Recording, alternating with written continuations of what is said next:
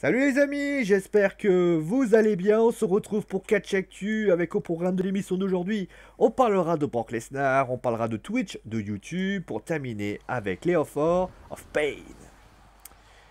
L'information est tombée hier, avant-hier, je vous l'ai annoncé. Brock Lesnar et la WWE ne sont pas parvenus à conclure un accord pour prolonger leur association. À partir de là, Brock Lesnar devient donc agent libre au free agent et il peut donc décider de signer où il souhaite. On sait que ça ne sera pas à la MMA, des contacts pourraient avoir eu lieu du côté de l'UFC. Maintenant, quels pourraient pu être les plans s'il avait été resté du côté de la WWE?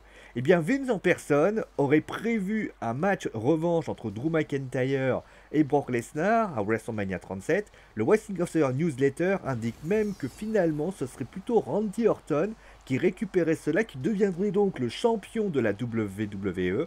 L'adversaire serait nul autre que le Rated R Superstar Edge. En plus d'être une superstar de la WWE, ou un officiel, ou un Hall of Famer, certains ont des passions, comme AJ, comme Paige, ou d'autres pour le gaming. Et pour la partager, il n'y a pas plus simple, il faut aller sur Twitch, sur YouTube, ou d'autre part. Eh bien, suite au Covid-19 d'ailleurs, on a pu voir certaines superstars décider d'ouvrir leur propre compte gaming pour pouvoir faire partager leur passion, et aussi parfois de parler de la WWE. Et à ce moment-là, la WWE a décidé de hausser le ton. En effet, Westlink indique que la WWE, et plus précisément Vince McMahon, a informé les superstars de la WWE qu'ils détenaient les droits de nom WWE, donc AJ Styles, Randy Orton, et ainsi de suite, mais également leur vrai nom.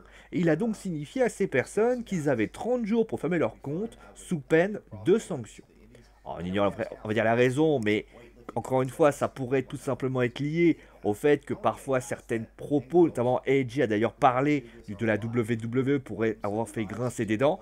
Mais en tout cas, certaines superstars n'ont pas apprécié ça. D'ailleurs, Paige l'a dit clairement qu'elle ne ferait rien de tel. A noter que la chaîne, ça c'est très important parce que certains pourraient imaginer que Xavier Woods pourrait être impacté. La chaîne Up Up Down Down n'est pas touchée puisqu'elle est présente dans le WWE Network. Fightful d'ailleurs indique, et c'est a priori ce que je vous dis, ça serait finalement par rapport à certains streams où certaines superstars auraient fait fuiter quelques informations.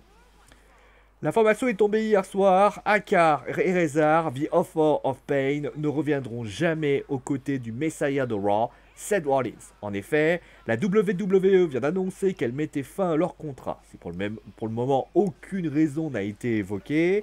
On peut peut-être imaginer que cela est lié à la blessure de Rezar, qui peut être indiquée à leur départ. En tout cas, comme toujours, on leur souhaite le meilleur pour l'avenir. C'est la fin, et bien sûr, du Catch Actu. J'espère que l'émission vous a plu. On se retrouve bien sûr pas demain, après, donc lundi. Portez-vous bien, gros bisous tout le monde, et à très vite.